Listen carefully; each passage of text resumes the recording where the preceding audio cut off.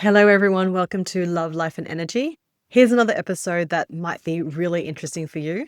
Today, I'm going to be talking about manifesting with the universe, how to actually embody all those rules that you hear people talk about, and how to actually trust that you're going to receive what you've asked for.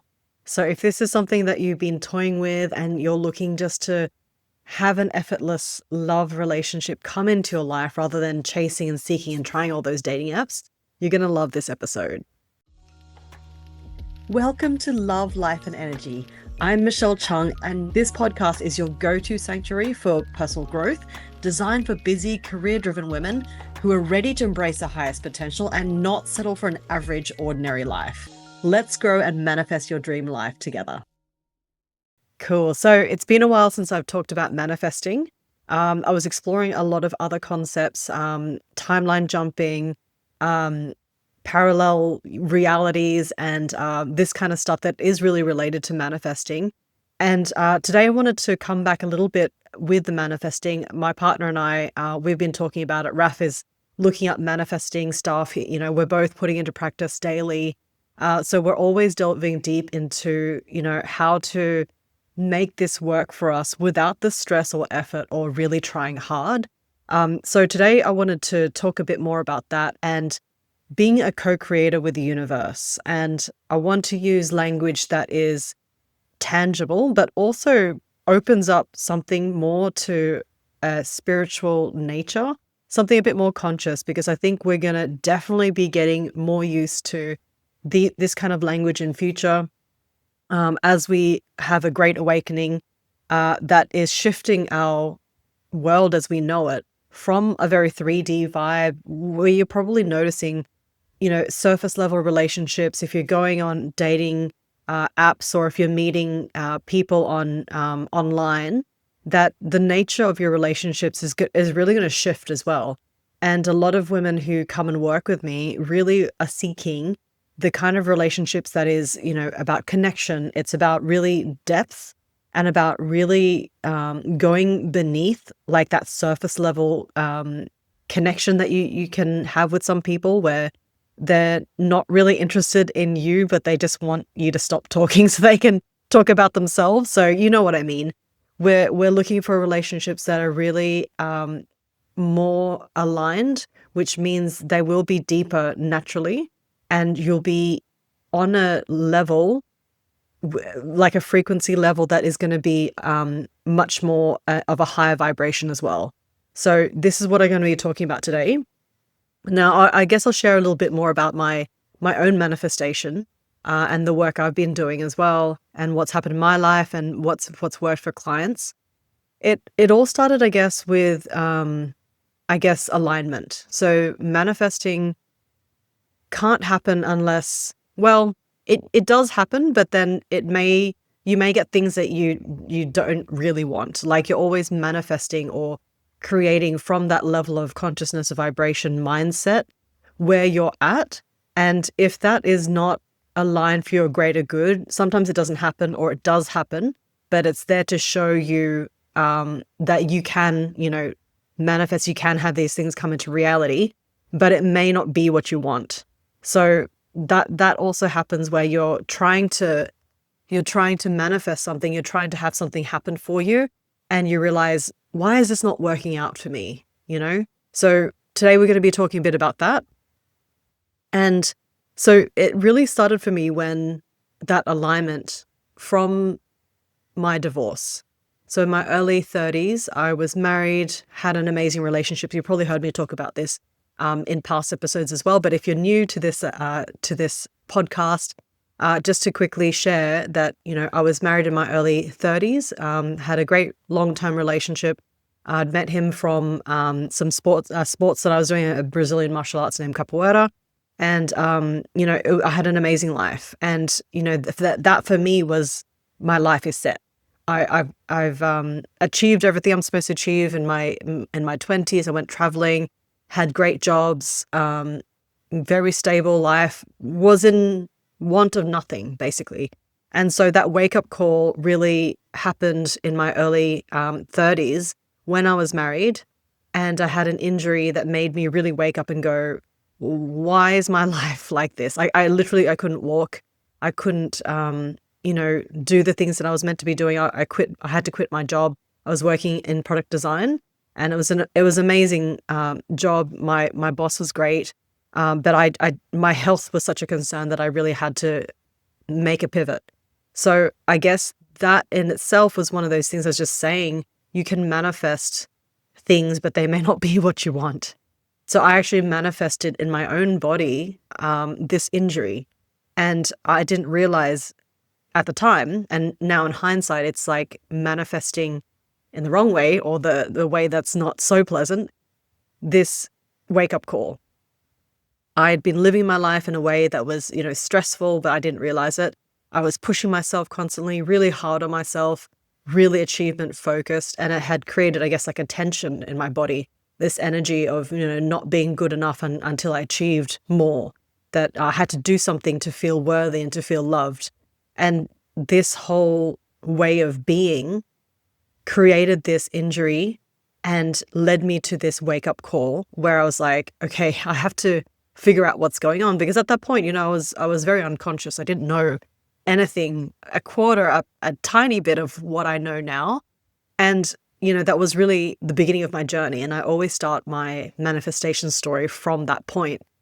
And what happened was I had an innate knowing that I could heal myself, that I didn't want to take surgery, and I didn't want to go down that path. And I was like, I need to do something, because I literally can't do anything. I can't even leave my house. I was like lying on the floor the whole time.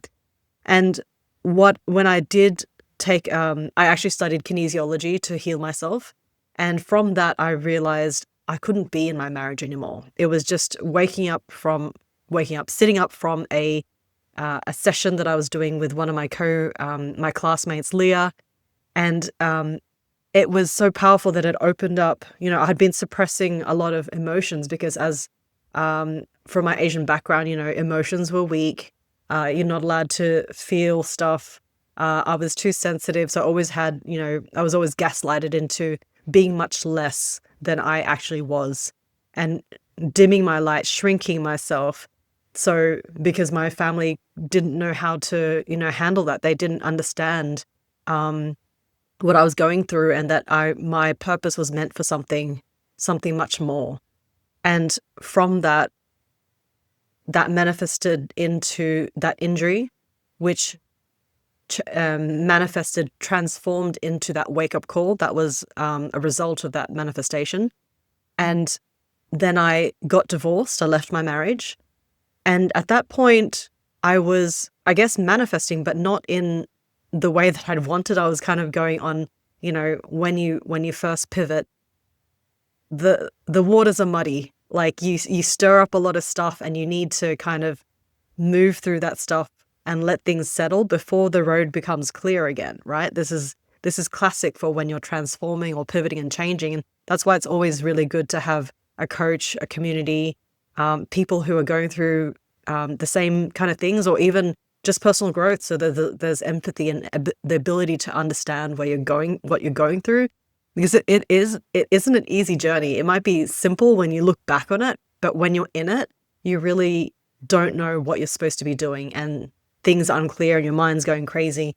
The self-talk, the negativity, all that comes in to make you less clear, and less clear in the ability of actually having intuitive insights, which is really what we're meant to be focusing on in order to help us move in our journey. So from that, I guess I was single for 5 years. I was doing everything I could. I, was on dating apps. I was traveling around the world. My soulmate wasn't manifesting for me. And that's what I mean from the things that block you. It's that busyness, the distraction of thinking that you're doing the right thing, which is taking action. But when you're taking action from a place of fear, of loneliness, of scarcity, then things manifest for you, but in the opposite direction.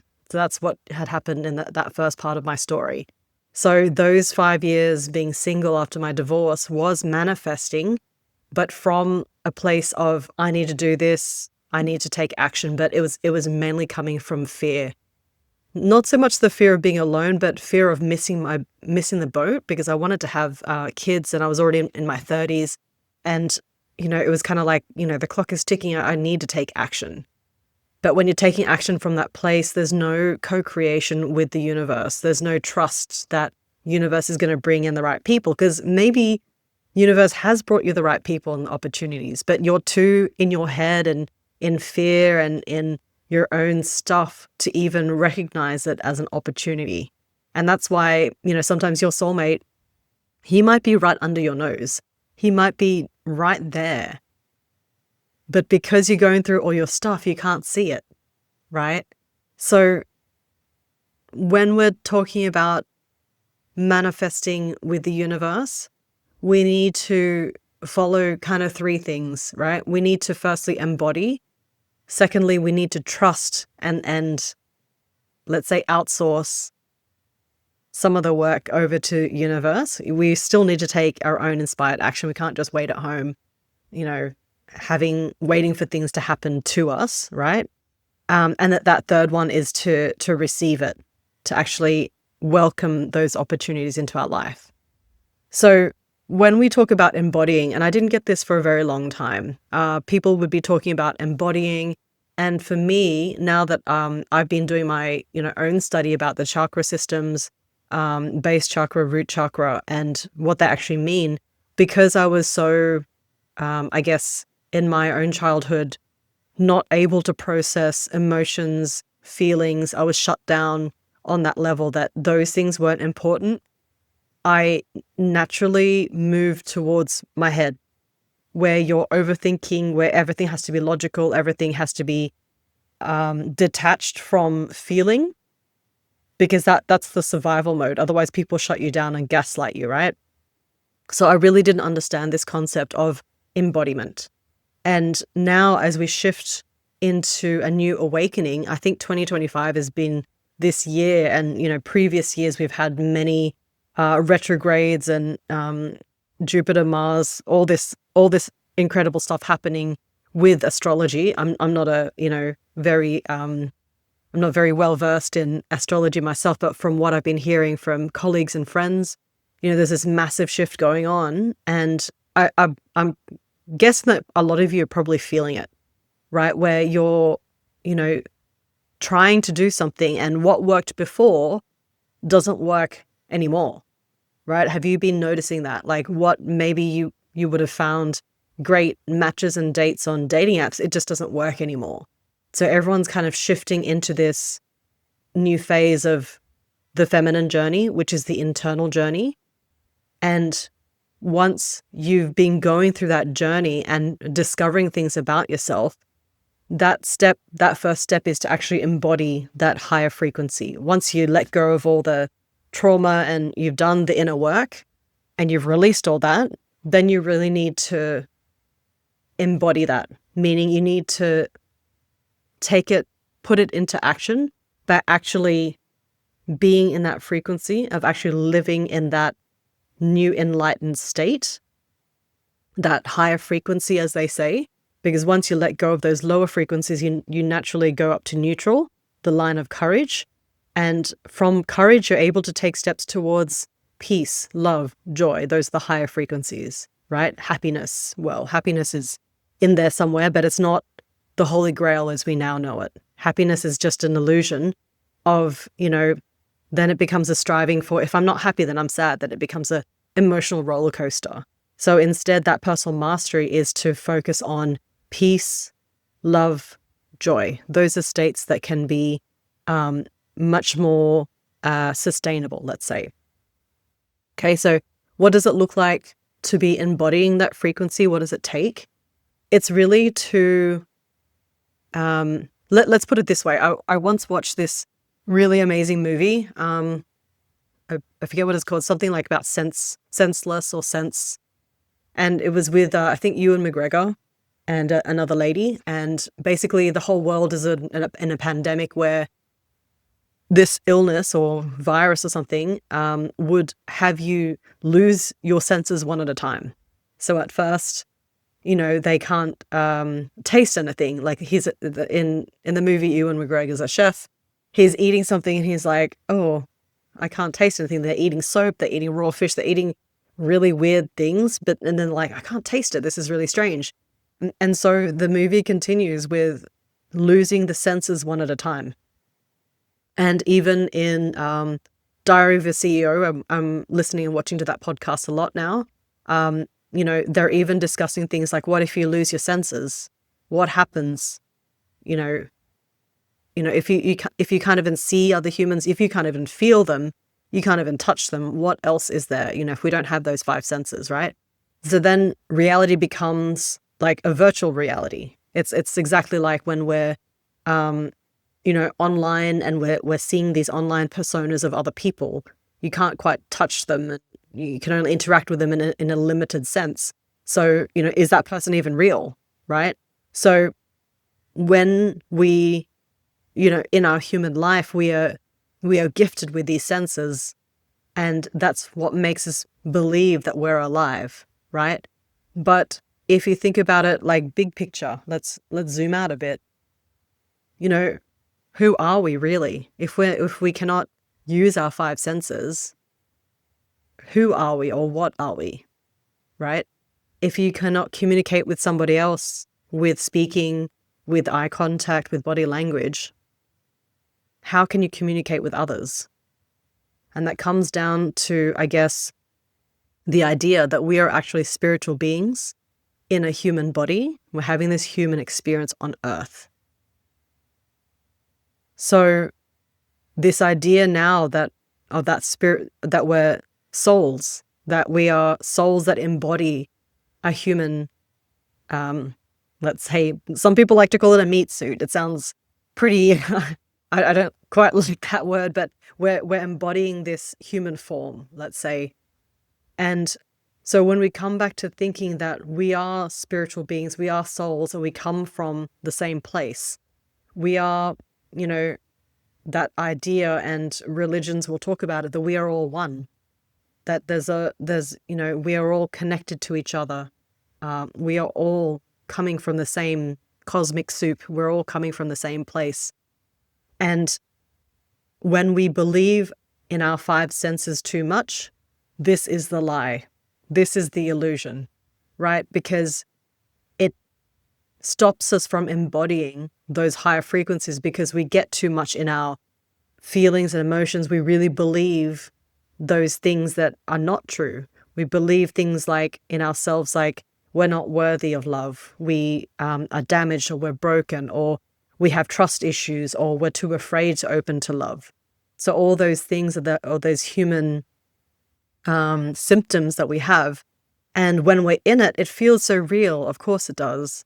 And I've been in it myself. Absolutely.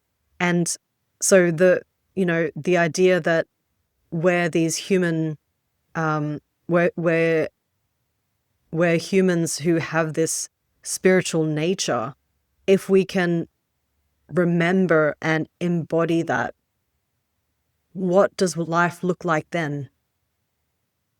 Will you be reacting in the same way? Will you be interacting with others in the same way? Will you perhaps have more compassion for people around you?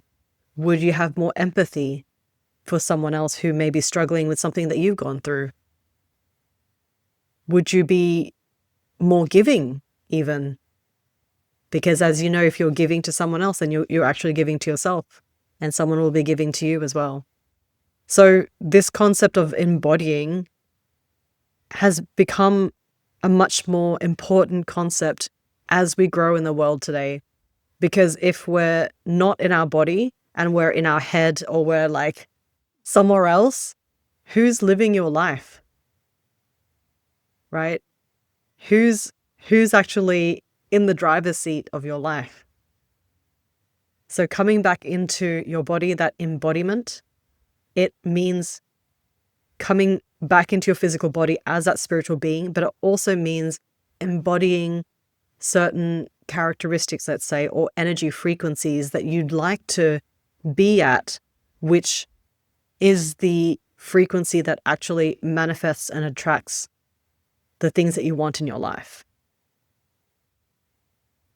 Hopefully this is making sense. When we come back to manifesting and how to make it in a way that really works for us, we need to talk about alignment. A lot of people are seeking this alignment through feelings of fulfillment.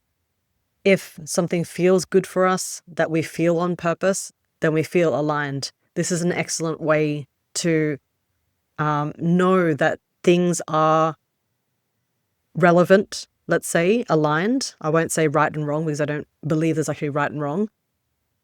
That things are relevant for you in your next step in your next journey, next steps in your journey of life.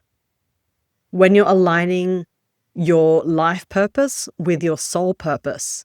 Now, this is something you can go back and listen to another episode that I talked about the difference between life purpose and soul purpose. This, I feel like, is the ultimate alignment because you're aligning in this lifetime what you're meant to do as a spiritual being over multiple past lives that you've had.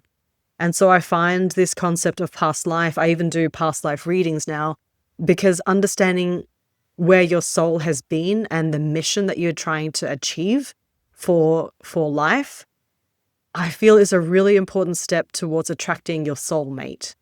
So hence I talk now a lot about following your soul path to actually attract your soulmate.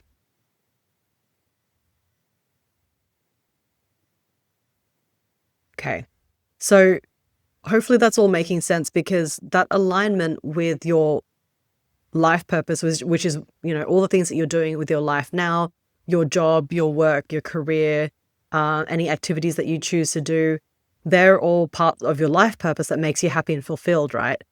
Imagine now that's aligned with your soul purpose being a mission or a theme that you set out to accomplish over your multiple lives. When that's aligned, do you think it would be much easier to attract your soulmate? Hence the word soul mate. It's that mission that you're meant to do, like a karmic relationship that you've agreed upon before you're born in this lifetime, where you say to each other, hey, I'll meet you in this lifetime. We're going to meet around, when you're in your 40s or 50s and you've had a previous life already. You've enjoyed, you've enjoyed the earlier parts of your life in a different way, and then we meet. So that could be a very amazing way of meeting your soulmate in your later parts of life. And that also, you can enjoy the benefits of that growth and learning separately and then coming together. That's not to say that people don't meet their soulmates earlier in life, and I believe we have multiple soulmates. So there could be people in your life who've helped you do different things, and when you have grown out of the karmic pact that you've made with each other, then to release each other, create space and move on is one of the most beautiful things you can do, and get that learning from that relationship and then move on. So basically, to follow your soul path will lead to amazing things. And trying to figure out your soul path is one of the things that I love helping women to do. Because for me, that is my life purpose and it's my soul purpose, to empower women to find their soul path. And this actually leads to all areas of your life, this ripple effect, where your health, money, prosperity, abundance actually comes to you as well as love and the relationship that you want. So once you've embodied this, and the next step is really to trust, because we can do all this work and yet undo it because we're in a frazzle in our minds, in our heads, trying to figure it out, trying to rush and push for things. And I believe that's why we have also a menstrual cycle. We have times in our life in our month, where we are more action-oriented, we're inspired, we're creative, we're focused on being the extroverted part of ourselves. And then we have times in our life where in our month, that we need to be more introspective, more reflective, more silent and restful. And that's after you ovulate, because that's also a way of the body being able to receive perhaps new life that was to be created. And that's that period of time where we're not meant to be go, go, go the whole time. It's that beautiful, nature has created for us, where we just need to trust, where we just need to be able to receive. That trusting the universe, like I said, outsourcing to the universe, part of that work is one of the most amazing things you can do, because that also acknowledges you as a spiritual soul, that you're working in co-creation with the universe, that you trust that they've got your back, that you're meant to be, that you're not alone. You're not meant to be living and existing alone, and that there is a greater power, a much higher self that is looking after you. And that's why I always say, I help women in my coaching to step into their higher self, to trust the universe to co-create, to trust that you will receive. And I guess a quick story, when I was single and I used to be like in a bit of FOMO, a bit of fear, scarcity, and but what if I've missed my boat? And what if, I lose my opportunity if I don't act on it right now, if I don't take the action, and, I might miss out, right? That's the kind of thinking that I had in the past. And I read something, I think it's in James Allen, As a Man Thinketh. He says something like, everything that is meant for you is reserved just for you and only for you. And that if you take a little bit longer, it will still be there for you. You don't need to rush. You don't need to force. You don't need to push. That universe will give you what you need when you're ready. Okay, so hopefully that's been really helpful. Perhaps this is something that you've needed to hear today. And if you've loved this and you feel like someone else in your life, an amazing, incredible woman, could really hear this today as well, please make sure you share this episode with her. Post on your social media. It really helps to grow the channel. And make sure you subscribe to this on your favorite podcasting platform, Spotify, Apple, everywhere. I'm also on YouTube, so make sure you check out the YouTube if you want to watch this video, and make sure you share it with your friends. Thank you so much. I'll see you in the next episode.